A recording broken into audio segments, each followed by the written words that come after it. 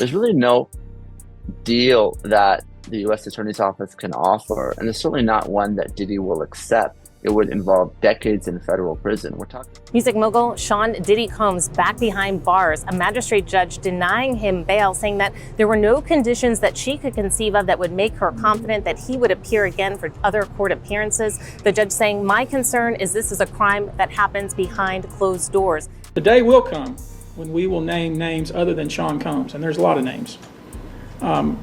It's a long list already.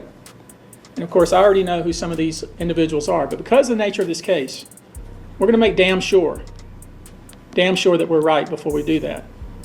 Y'all need to sit down for this because the drama surrounding Diddy has reached absolutely astronomical levels. The authorities are watching his every single move like hawks, and trust me, they have every reason to be suspicious. Listen to this piping hot tea. We're talking about a man who allegedly had the nerve to contact victims at the very start of the case. And now, he's been caught red-handed trying to reach out to witnesses. Like, honey, could you be any more obvious?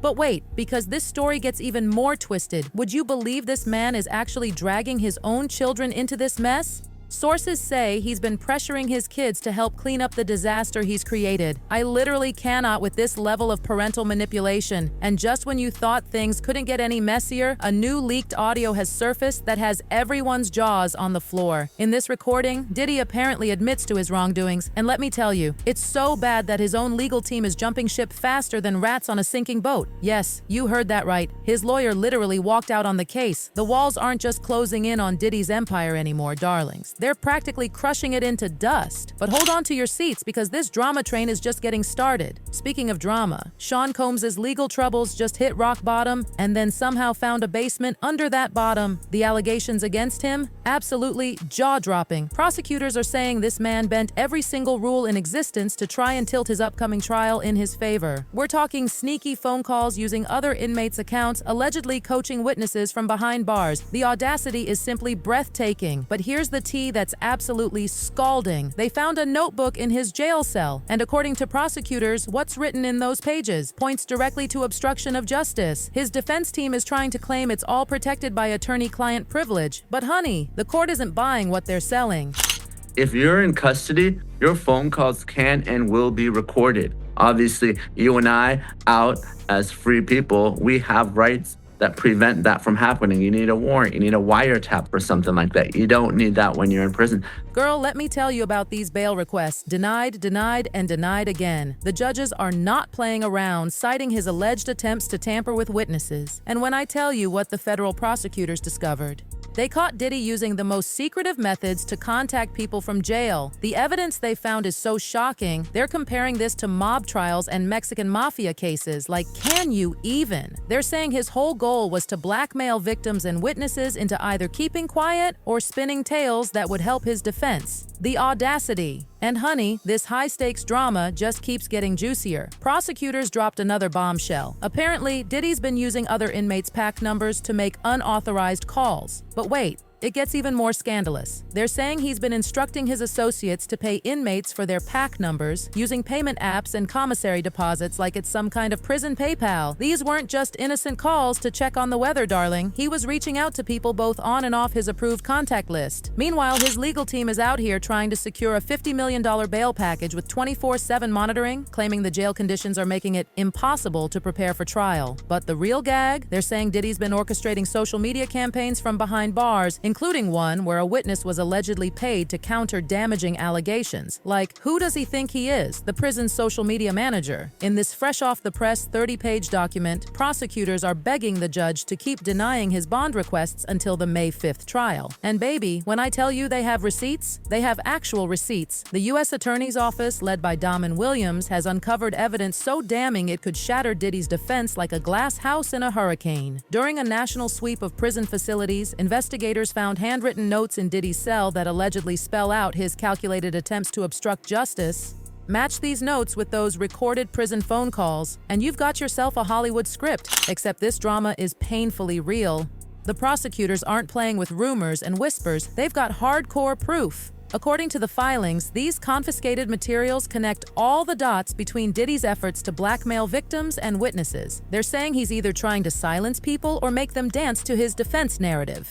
And if you thought that was scandalous, hold on to your pearls because we're diving even deeper. These prosecutors have caught Diddy orchestrating social media campaigns and leaking materials to manipulate public opinion and, get this, potentially taint the jury pool. The nerve, the audacity, the drama of it all. Now here's where things get really interesting. Diddy's legal team has actually admitted that their client broke jail phone rules at the Metropolitan Detention Center in Brooklyn. Can you believe they actually came clean? But honestly, what choice did they have when prosecutors were waving around proof like a winning lottery ticket? In this November 21st filing that all hip-hop got their hands on, Diddy's attorney Alexandra Shapiro had to acknowledge that yes, her client was using other inmates' phone access cards to make unauthorized calls. Honey, that's a clear violation of federal prison policies. The rules couldn't be more crystal clear. Inmates can't possess each other's phone codes, can't share them, and must report any compromised codes immediately. Now, Shapiro tried to play it off like it's no big deal, claiming everybody at MDC does it, but sweetie, just because everyone's jumping off a bridge doesn't make it right. Here's what she actually said, and I'm quoting because this is too good. The use of other inmates' PAC numbers is also a widespread practice at the MDC and not obstruction. Inmates routinely share their calling minutes with other inmates, and they are limited to 15 minutes per call and 1 call per hour. She went on to claim there's no evidence suggesting what Diddy says on other numbers is any different from what he says on his own. But here's the kicker. She actually tried to spin this into a complaint about MDC conditions. Can you believe? She said,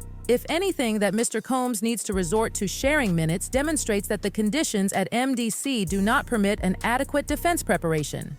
As Diddy's lawyers say, the feds raided his jail cell and seized a bunch of privileged material. So an interesting one, to say the least, about this. I want to put Now, despite this mountain of evidence that would make Everest look like a molehill, Diddy's legal team is still trying to keep hope alive about getting bail. Whether they're being genuinely optimistic or just delusional is anybody's guess. But get this, they're going all out, preparing a fancy 3-bedroom apartment in New York City's Upper East Side for his potential house arrest. In this heavily redacted court filing, ooh, the mystery, they revealed they've hired a security professional to check out the apartment. We're talking cameras, security measures, the whole 9 yards, while they're keeping the exact address under wraps. Probably smart, given the circus this has become. Attorney Mark Agnafilo swears it's perfect for the disgraced mogul's stay. But honey, with all these allegations and solid proof of his misconduct, getting bail might be as likely as me winning the lottery while being struck by lightning. Do not entertain none of this nonsense and nothing over the phone. I'm gonna need you to get rid of all the leftover pizza boxes. Y'all, this leaked audio has everyone shook. We've got Diddy on tape allegedly telling his sons to handle some business for him, and trust me, it's not about taking out the trash. Word is, he's pushing them to clean up evidence tied to his case. The worst part? If his kids play along, they could face obstruction charges themselves. Meanwhile, Diddy's team is working overtime to paint him as this poor, suffering father who's just desperate to connect with his kids. Sources are claiming he's on the verge of a mental breakdown, saying it's heartbreaking to see the children in the state they're in. This is their father. He's always been a loving, devoted father. But honey, that leaked phone call tells a very different story. And despite all his behind-the-scenes string pulling, prison isn't giving Diddy any special treatment. He's being treated like any other detainee awaiting trial, and was even put on self-harm watch when he arrived, standard procedure for public figures. 8 celebrities at Diddy freak offs or parties, and that 6 were males, 2 were females. The drive also included a manuscript of an alleged Kim Porter memoir, a memoir that her 4 kids insist is fake. Now here's where things get explosive. According to Burgess's testimony, some of these flash drives allegedly show underage individuals at Diddy's parties, filmed without their knowledge. If true, we're not just talking about careers ending. We're talking about legacies being destroyed. I believe that opioid addiction changed his whole life and changed who he was. He's quietly an addict. The reason behind Kim Porter giving those flash drives to Burgess? Pure fear, darling. Apparently, in the months before her passing, Porter was terrified for her life. She told friends Diddy was becoming more paranoid and controlling by the day. She made Burgess promise to expose everything if anything suspicious happened to her.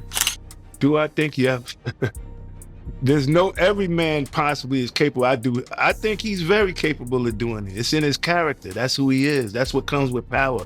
That's what comes with arrogance. That's what comes with, what makes him, power. That's just the selfishness that make you be like that. Now, with Burgess dropping these bombshells about the mysterious flash drives, we might finally uncover what really happened to Kim Porter. The tension in this story is absolutely electric. That the detectives did not even view the body in the bed where she died at. That the coroner them had already removed her, pronounced her dead, and told the detectives them that it was no foul play.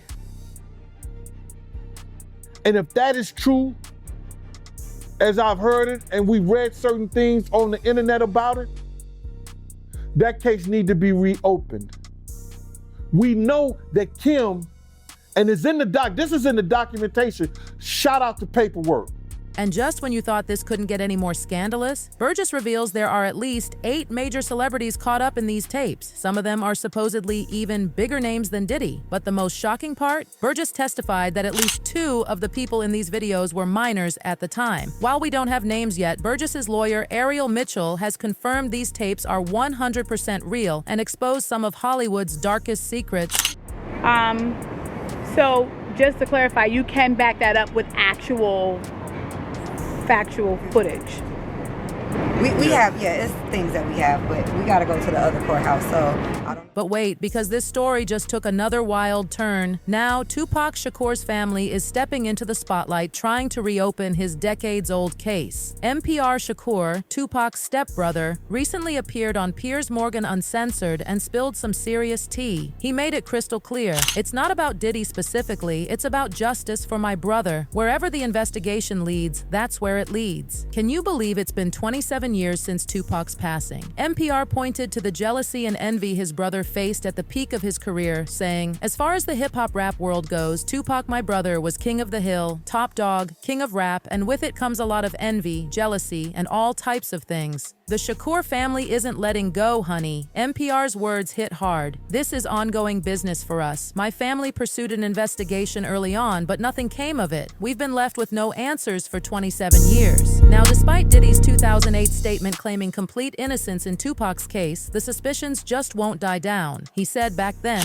"This story is beyond ridiculous and completely false. Neither Biggie nor I had any knowledge of any attack before, during, or after it happened." But here's the latest tea. Federal prosecutors are coming at Diddy's legal team hard. They're accusing them of trying to manipulate the case by demanding early access to evidence and witness identities. The prosecutors aren't having it, calling it premature and blatantly improper. With Kim Porter's alleged evidence stash, the Shakur family's renewed push for justice, and these mounting legal pressures, Diddy's world seems to be crumbling faster than a sandcastle in a hurricane. The consequences? Looking more severe by the minute. And that's the tea for today, darlings. Like, subscribe, and stay tuned because this drama is far from over. The question remains, will justice finally be served? Only time will tell. Only time will tell.